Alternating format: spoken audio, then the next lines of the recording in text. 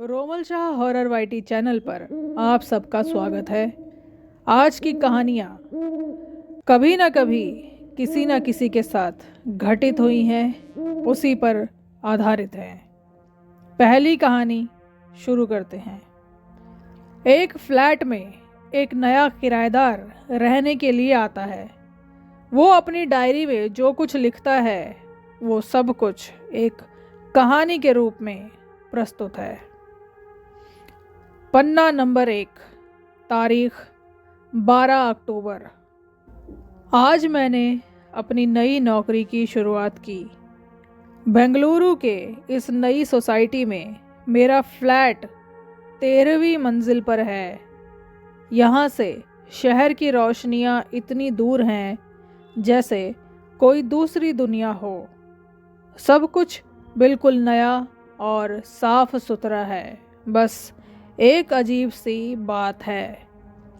शाम को जब मैं नहा रहा था, मुझे साफ साफ लगा जैसे कोई बाथरूम के बाहर खड़ा है। उसकी परछाई शावर के कांच के दरवाजे पर पड़ रही थी। एक लंबी पतली सी छाया। मैंने आवाज़ लगाई, कोई है? पर कोई जवाब नहीं आया। जब मैं बाहर निकला, वहाँ कोई नहीं था। शायद थकान का असर है, नई जगह का स्ट्रेस है। अब सोने चलता हूँ। पन्ना नंबर 2, तारीख 13 अक्टूबर। आज रात फिर वही हुआ। मैं रात में जागा। घड़ी में बज रहा था 3:24 और तब मैंने सुना, रसोई से आवाज़ आ रही थी जैसे कोई चम्मच से बर्तन में चाय चला रहा हो। छल छल छल की आवाज़। मेरा दिल धड़क रहा था। मैंने हिम्मत करके झांका। रसोई का बल्ब टिमटिमा रहा था और सिंक के पास एक औरत खड़ी थी। उसकी पीठ मेरी तरफ थी। उसने एक पुराने ज़माने की साड़ी पहन रखी थी और वो चाय बना रही थी। मैं सांस नहीं ले पा रहा था ये सब देखकर। फिर अचानक आवाज़ बंद हो गई, बल्ब भी बंद हो गया और वो औरत गायब हो गई। मैंने पूरा फ्लैट चेक किया। सब कुछ बंद था, ताला लगा था, कोई नहीं आ जा सकता था। मैं सुबह तक सो नहीं पाया। पन्ना नंबर 3, तारीख 14 अक्टूबर। ये आखिरी रात है, मैं जानता हूँ। वो मेरे साथ इस फ्लैट में है। मैंने उसे देख लिया है।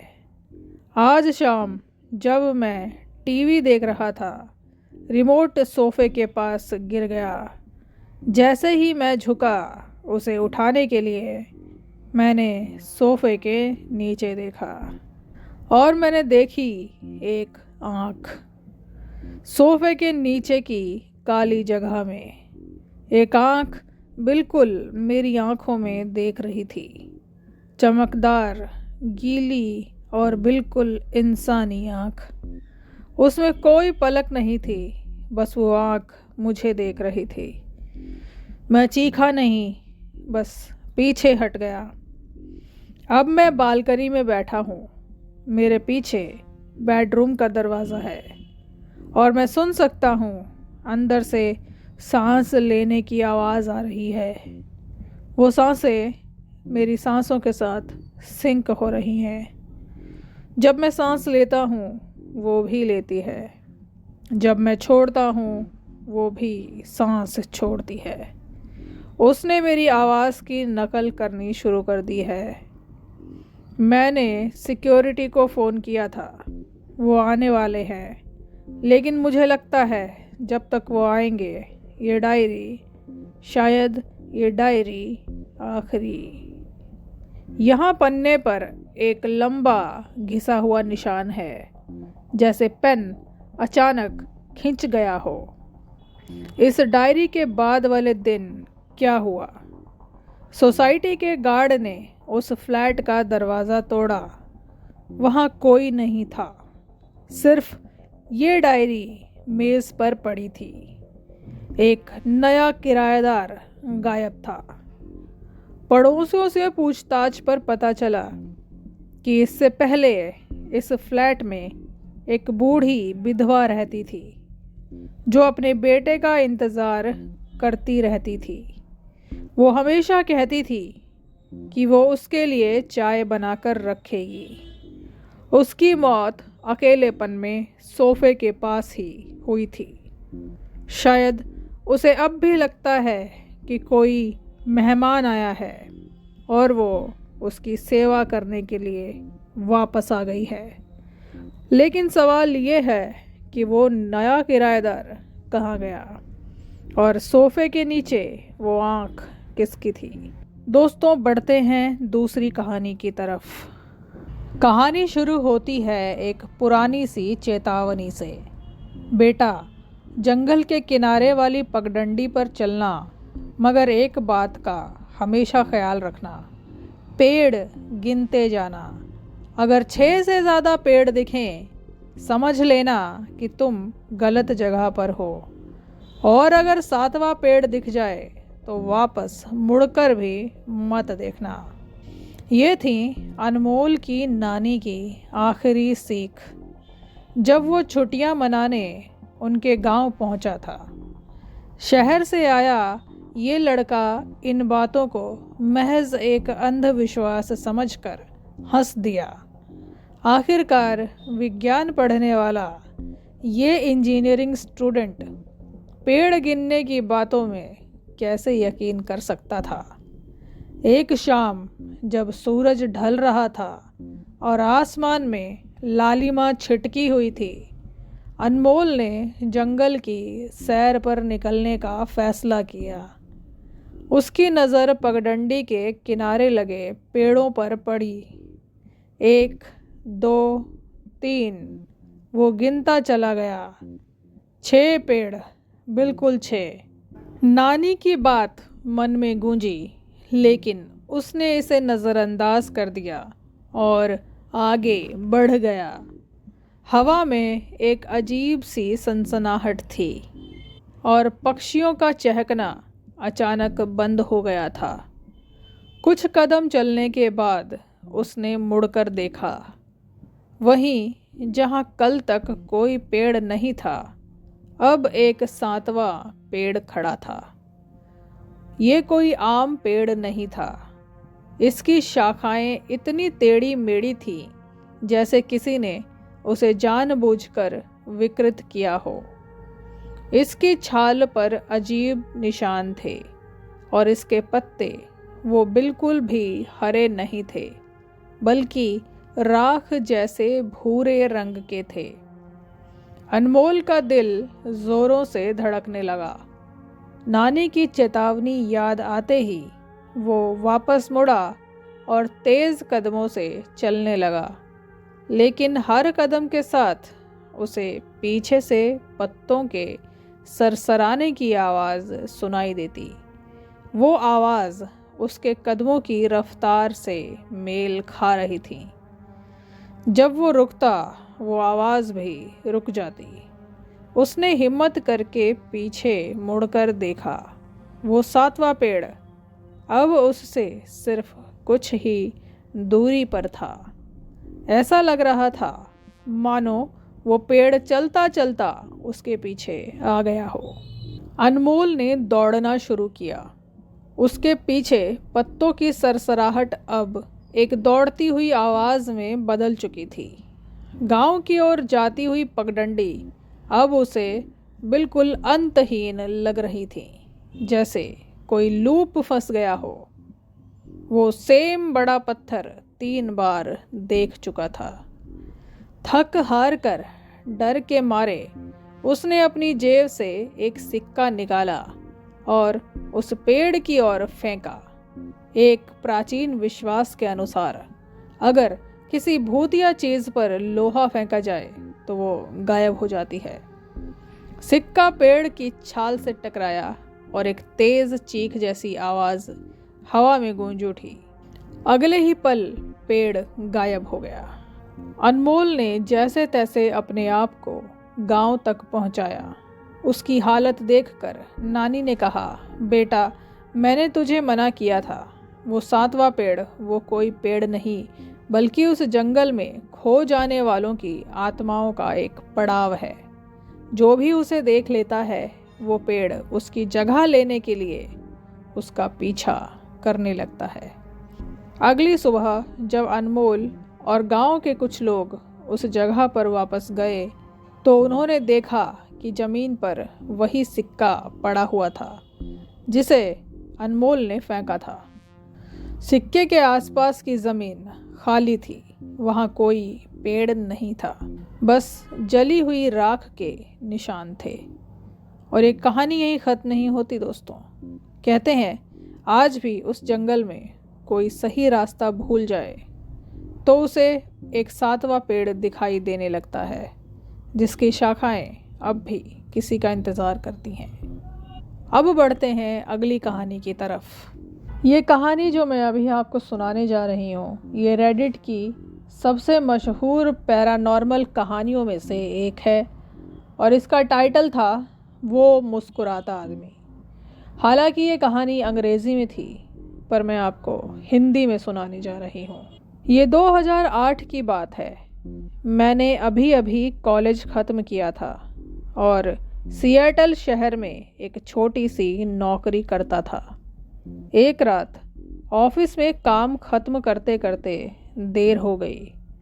घड़ी में लगभग रात के बज चुके थे 2। मैं अपने अपार्टमेंट की तरफ पैदल ही चल पड़ा। रास्ता पड़ता था एकदम सुनसान। बस कभी कभी कोई एक आध कार गुजर जाती। हवा में ठंडक थी। इस सुनसान सड़क पर अगर कोई आवाज़ गूंज रही थी तो वो थी मेरे जूतों की। अचानक मेरी नज़र सड़क के दूसरी ओर पड़ी। खड़ा था एक आदमी, बहुत लंबा और पतला सा आदमी। उसने पहन रखा था एक पुराना सा ढीला ढाला सूट जो उसके दुबले शरीर पर लटक रहा था। मैंने सोचा शायद कोई शराबी है या बेसहारा इंसान जिसे होमलेस कहा जाता है। मैं रुका नहीं, बस चलता रहा अपने रास्ते पर, लेकिन मेरी आंखें टिकी थीं उसी पर। तभी अचानक वो आदमी हिला और ये कोई साधारण चाल या डांस नहीं था। ये ऐसा था जैसे किसी कठपुतली की डोर खींची जा रही हो। उसके घुटने अजीब तरह से मुड़ रहे थे, हाथ बेतरतीब ढंग से हवा में लहरा रहे थे। वो पूरी तरह से शारीरिक कानूनों को तोड़ता हुआ लग रहा था। मेरा दिल धक सा रह गया। मैंने अपनी रफ्तार तेज़ कर दी, पर तभी वो आदमी रुक गया। धीरे धीरे उसने अपना सिर घुमाया और उसकी नज़र सीधी मेरी आँखों से आ टकराई और फिर उसने मुस्कुराया। ये कोई साधारण मुस्कान नहीं थी। ये मुस्कान एक ऐसी चौड़ी, अप्राकृतिक और भयानक मुस्कान थी। उस मुस्कान ने उसके गालों को तान कर रख दिया था। उसके होंठ इतने खिंचे हुए थे कि लग रहा था कि अब वो फट जाएंगे। उसकी आंखों में कोई जान नहीं थी, बस एक खाली डरावनी चमक थी। मेरे रोंगटे खड़े हो गए। मैंने सोचा बस अभी भागना चाहिए यहाँ से। मैंने पलटकर भागना शुरू किया। पीछे से मुझे वही अजीब सी लचकदार और बेताल चाल की आवाज़ आ रही थी। वो आदमी मेरा पीछा कर रहा था, उसी अजीब नाचती हुई चाल में, पर उसकी रफ्तार हैरत अंगेज थी। मैंने पीछे मुड़कर देखा।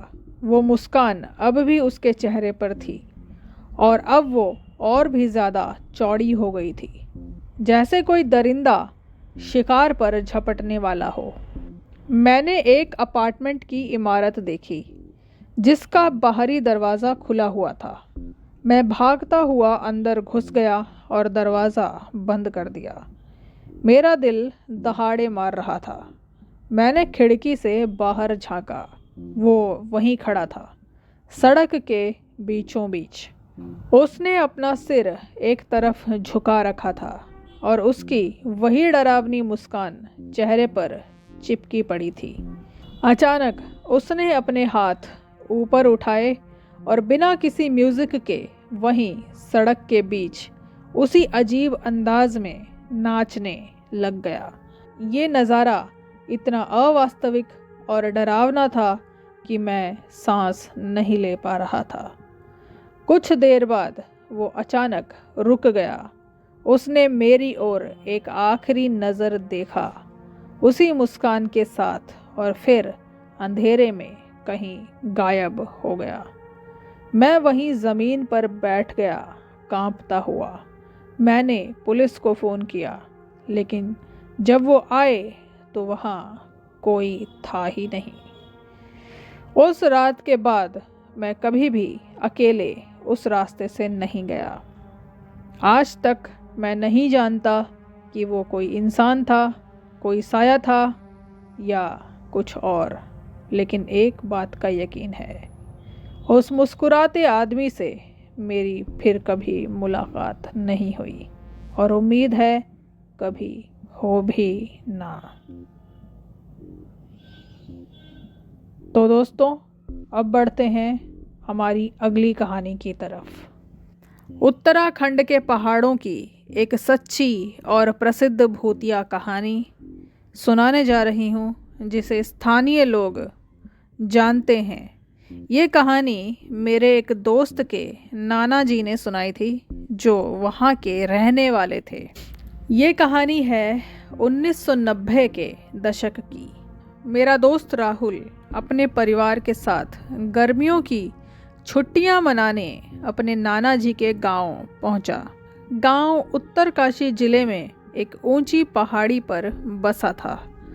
वहां से नीचे एक घना देवदार का जंगल दिखता था, जिसके बारे में गांव वाले कहते थे रात ढलने के बाद वहां की आवाज़ें सुनाई देती, क्योंकि वहाँ कोई दूसरी दुनिया के लोग रहते हैं। एक दिन राहुल और उसके 2 चचेरे भाई शाम ढलने से पहले जंगल के किनारे तक गए। वहाँ एक पुराना सूखा हुआ पीपल का पेड़ था। उस पेड़ के नीचे टूटी हुई चूड़ियाँ पड़ी थीं। राहुल के चचेरे भाई ने मजाक में कहा, सुनते हैं कि इस पेड़ पर एक औरत का भूत रहता है, जो भी इसे छूता है उसके साथ बुरा होता है। राहुल ने हंसकर एक टूटी हुई चूड़ी को उठाया और अपने साथ घर ले आया। उसी रात से अजीब घटनाएं घटना शुरू हो गईं। पहली रात की बात है। राहुल ने देखा कि उसके कमरे की खिड़की के बाहर एक सफ़ेद साड़ी पहने हुए एक औरत खड़ी है। उसके बाल बिखरे हुए थे और चेहरा छाया में छुपा हुआ था। जैसे ही राहुल ने आवाज़ लगाई, वो औरत की परछाई गायब हो गई। दूसरी रात की बात है। रात के 3 बजे करीब राहुल की नींद खुली। उसे लगा जैसे कोई उसके बिस्तर के पास खड़ी है। उसने आंखें खोली और वही औरत उसके सिरहाने खड़ी थी, लेकिन इस बार उसने उसका चेहरा देख लिया। उसकी आंखें पूरी तरह से सफ़ेद थीं और उसके होंठ हिल रहे थे, मानो कुछ कह रहे हों। राहुल चीख नहीं पाया, बस बेहोश हो गया। सुबह होते ही राहुल ने सारा किस्सा अपनी दादी को सुनाया। दादी ने जब चूड़ी की बात सुनी तो वो भयभीत हो गई। उन्होंने बताया वो औरत कोई भूत नहीं बल्कि एक चुड़ैल है। वो सालों पहले इसी गांव की थी, लेकिन उसके पति ने उसे धोखा दे दिया। उसने उसी पीपल के पेड़ पर फांसी लगाकर जान दे दी। तब से वो उस पेड़ और अपनी चूड़ियों के साथ भटकती रहती है। दादी ने तुरंत एक तांत्रिक को बुलाया। उस ओझा तांत्रिक ने एक पूजा की और उस चूड़ी को वापस उसी पेड़ के नीचे फेंकवा दिया। उसने कहा अब वो शांत हो जाएगी। लेकिन राहुल आज भी कहता है कि कभी कभी रात में उसे वो पीपल का पेड़ सपनों में दिखाई देता है और उसकी शाखाओं पर वो औरत बैठी रहती है, अपनी टूटी हुई चूड़ी ढूंढती रहती है। उत्तराखंड के कई गांवों में आज भी लोग इस तरह की कहानियां सुनाते हैं। खासकर पुराने पेड़ों और चुड़ैलों के बारे में कई सारी मान्यताएं हैं। जो लोग अधूरे मन से मर जाते हैं वो अपनी वस्तुओं के साथ ही भटकते रहते हैं। तो आज की कहानियों का सिलसिला यहीं ख़त्म होता है दोस्तों। अगर आपको ये कहानियाँ पसंद आई हैं तो ज़रूर लाइक कीजिएगा, अपने विचार कमेंट्स में ज़रूर लिखिए और चैनल को सब्सक्राइब नहीं किया तो ज़रूर सब्सक्राइब करिएगा, अपने दोस्तों के साथ शेयर कीजिएगा। अगले शुक्रवार को मैं फिर से हाज़िर होंगी कुछ और नई सच्ची डरावनी कहानियों के साथ। तब तक मुझे विदा दीजिए। जय माता की।